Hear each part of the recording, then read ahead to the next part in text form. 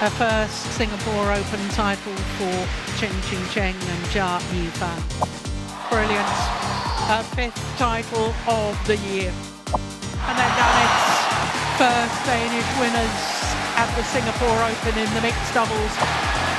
21-16, 21-13, the margin of Anthony Sinisuka Ginting's victory. Sloan in. And a first title in exactly a year. Hello everyone and welcome back to another episode of Badminton Weekly with me, Jasmine Lim. As you just saw, we were treated to some scintillating badminton at the KFF Singapore Open 2023. And today we're going to relive and unpack some of the biggest headlines that came out of the second Super 750 event of the year before we jump ahead to the highly anticipated Kapal Api Group Indonesia Open. And I'm happy to have former Australian player and coach Jeff Do here with us to talk us through it all. Welcome back, Jeff. Thanks for having me, Jasmine. Let's start in Singapore with the men's doubles category. Now, it's been close to a year since we saw Takuro Hoki and Yugo Kobayashi at the top steps of the podium, but they've ended that wait brilliantly, haven't they? Especially after a straight game win against in-form Liang Weikeng and Wang Chao. Yeah, it was a great performance by them. They haven't been in a final since Malaysia Open last year, which was about 12 months ago. And they made a funny comment in the mix zone after winning, saying, hey, it's been a while since we've seen us as the winners. So I think that meant a lot to them, a lot to their confidence, especially because in the last few tournaments, they've often lost to the Koreans, Kang and Seo, but they beat them here in the first round. So I think that gave them a lot of confidence. And I guess in the final against Liang and Wang from China, I just felt that they were so sharp on the first three shots. And I thought Kobayashi was particularly impressive. I thought he was so good from the rear court and mid court. He was using a lot of variation, and that gave Hoki a really good chance to create opportunities in the front court to finish the rally and win the rallies. They kept a lot of pressure on Liang and didn't give Wang the opportunity to come forwards, that's where Wang was so impressive, I thought, against Chia and So in the semi-final, where he would really charge forward and take control. So I think that it was a great performance for them, and they can build on that, and hopefully we'll see them perform well in the future tournaments as well. It was, however, a longer wait for their maiden Super 750 title for Danish pair Matthias Christensen and Alexandra Boyer. But like Hoki and Kobayashi, they clinched that in Singapore. And I would like to say that the win was even sweeter because they won against the very same pair that denied them the Super 750 title back in 2021. They've performed amazing this week, don't you think? Yeah, 100%. I think that what they've done in the last two tournaments in Thailand and Singapore is very impressive after a first round exit in Malaysia. I thought that they were really solid against Watanabe and Higashino. Usually I find that the Christensen and Boyer, they will have a little bit of a different mixed doubles game style. They'll kind of both cover half court and both press forwards. And Boyer's not afraid to cover the rear court. And she was attacking with quite a lot of power yesterday. She was hitting some winners from the rear court. And because of that formation, Christensen can really also come to the net, take the mid court very, very early and put a lot of pressure on their opponents. So I think they did that really well against Watanabe and Higashino. They also beat Dechapol and Sapsiree, the Thai number one pair. They've always been a pair that can beat the top pairs, but we haven't really seen them always consistently beat them, because of course to win a Super 500, Super 750, Super 1000, you need to beat those top pairs in a row in every single round. And we've definitely seen them do that for one or two, but now they've been able to do it for a whole tournament. I think that will give them a lot of confidence moving forward. We have never thought that we could win this tournament with all the biggest pair here. I mean, we had a good week last week in the semi-final in Thailand, but staying here as a winner, that's just like, yeah, I don't know what to say. Many pairs can beat each other, so you have to be like 100% to get a win in the biggest tournament. So yeah, I think we just go home and practice harder and yeah, just tell ourselves that we can do it. Another Dane who can be proud of his performance is Anders Antonsen. On his first tournament back since his injury, the 26-year-old surprised even himself with how deep he went in Singapore. Here is one of our experts, Dean Pedersen, who was on site at the Singapore Indoor Stadium to tell us what impressed him the most about Antonsen's return.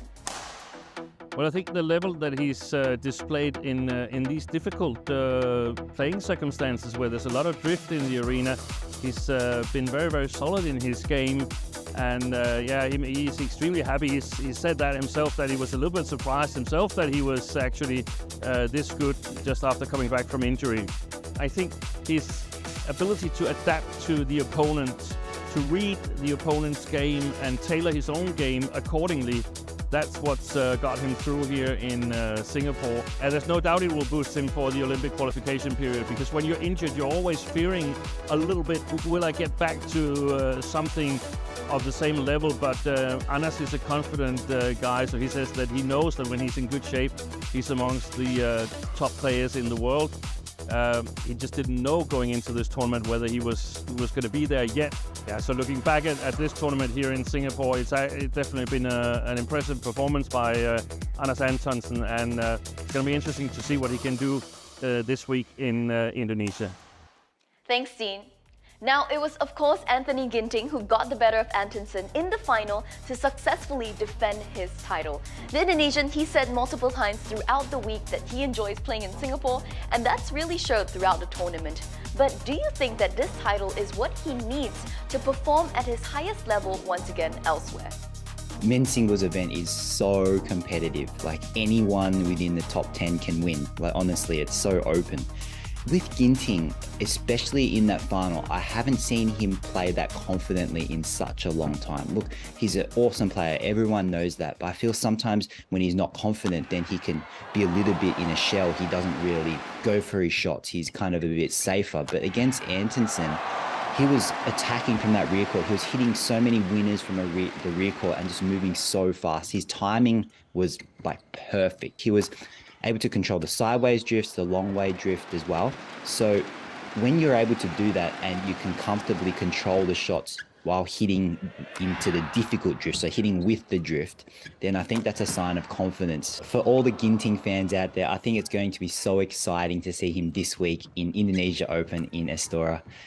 Look, the conditions, there is wind there as well, but if he can use the confidence and the feeling that he's had in Singapore and translate that to Indonesia, I think that he can perform very, very well.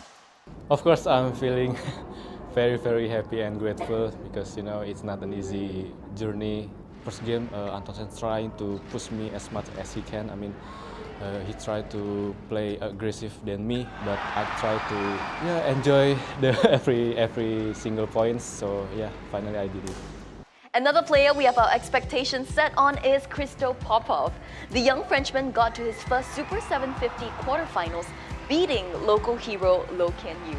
How impressed are you by the 21-year-old? Very, very impressed, especially when he was able to stick to the game plan. He was able to take that front court away from Kenya. I think he executed extremely well. He was always competitive with the top players, but now when you can actually beat the top players, it gives you confidence that you can win matches and not just have a good game with them.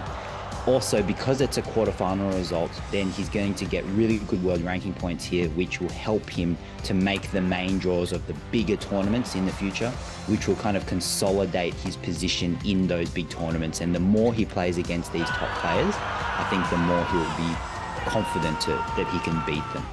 And now finally, in the women's singles category, are we even surprised to see An Se-young in yet another final? The world number 2 swept up world number 1 Akane Yamaguchi with relative ease. And of late, she seems to be unstoppable, isn't she? Yeah, look, 8 straight finals in a row, and the top 4, so An Se-young, Chen Yufei, Tai Si-ying, and Akane Yamaguchi, they're all been performing really well, making the semi-finals in the Singapore Open. But with An Se-young, I think that she's just so fit, and even though she can make finals after finals after finals, she can still back it up and play the whole week again the next week and play with that level, especially against Yamaguchi yesterday. But just in general, I think her game has really evolved. When she was playing previously, she was always very good, but I felt that there was never a killing instinct. The rally kept going. She was very, very good, but now she can really go for those shots. She adds speed to the rear court to attack rather than just playing the rally. I guess now you can just come to expect to see her in the very late stages of every tournament because she's just so consistently good. Let's now turn our attention to Jakarta, where the third Super 1000 will take place from the 13th to the 18th of June at the Istora Senayan. It's definitely one tournament that badminton fans all around the world look forward to, and of course it also marks the return of world number 1 Viktor Axelsen. That definitely adds excitement to the tournament, but how deep do you think Axelsen will be able to go in this tournament? It is difficult to say. We always know what level Viktor Axelsen can bring to the court. But it hasn't been that long since Sudirman Cup, and I follow him, I watch his videos, he says he's feeling well, he's doing well, which is great to hear. But I think it's the first tournament back, it's always a little bit tricky to gauge how you're feeling and how you're playing. And usually in the first round, that's when it can be more dangerous for you to potentially lose. So for example, if we go back to Singapore, Antonsen, he won the third set against Toma Junior Popov 21-19 in the third set. So I'm not saying he didn't play well, but there might have been just a little bit of tentativeness. So we'll have to see with Viktor. When he comes first round, he's got to play Chinese Weng Hongyang. He's beaten Momota, Ginting, Christie, Lizajia this year and came runners-up Malaysia Masters. So it's not going to be an easy one for Viktor. But I feel like if he can win this round, and then he's got maybe Cho Chen and Wang Tsui in the next rounds after that, I feel like if he can progress through the initial rounds, it'll give him confidence both in his mind and in his body that he can push himself to go deep into the draw. Now, we know that the Istora crowd, they are a passionate group indeed, but could this be the key for the Indonesians men's pair, especially Fajar Alfian and Muhammad Rian Ardianto, as well as Marcus Gideon and Kevin Sukamojo need to maybe get them back on track? Yeah, that's right. Look, Alfian Ardianto, look, world number 1, they've struggled to find form in the last couple of tournaments, both with first round losses in Malaysia and Singapore. Minions did get through, but didn't make it too far in Singapore either, and they do have a tricky first round against Indians Ranki Reddy and Shetty, which they seem to always be getting better. They are a little bit up and down as well. They don't always perform that well, but they can perform at the highest level. We both know that. So I guess in terms of Istora and Indonesia, look, anything is possible in Indonesia. If you talk to any player on the circuit and they've played in Istora, they all say that it's the next level. Like you can't compare to what the energy, the supercharged energy is like there. So I think that the Indonesian crowd can definitely supercharge them, and hopefully that will mean that they can perform well and win and get really far in the tournament. And finally, we asked you before the show who you were keeping an eye out for this week, and you've chosen Michelle Lee to be the player to watch out for at the Indonesia Open. She's been on a fairly decent run of late, but can you share a little bit more about why you picked her? Look, I guess she's been hitting some good form in the last few tournaments, like quarterfinals in Malaysia and Thailand, and she's playing better and she's starting to beat the top players, which we know that she can. She has beaten Sindhu, she has beaten Pompoi Chuchuwong and Wang Ziyi. But for Indonesia per se, I think in order for her to get to the quarterfinals or past the quarterfinals where she might meet Chen Yufei, she'll need to make sure that she's really dictating the play, that she's not just following the speed of her opponents.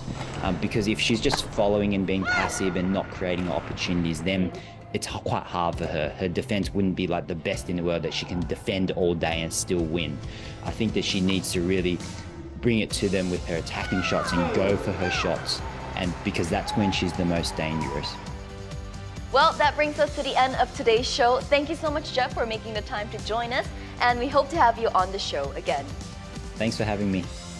For all of you joining us at home, don't forget to catch the latest news and updates from the Kapal Api Group Indonesia Open this week, starting from the 13th of June all the way through to the 18th. And of course, you can also catch the statistics, match updates on the BWF app, Badminton for You. As always, you guys know the drill. Leave your thoughts, comments, and questions on our Facebook and YouTube pages. Take care, everybody, and I'll see you next week.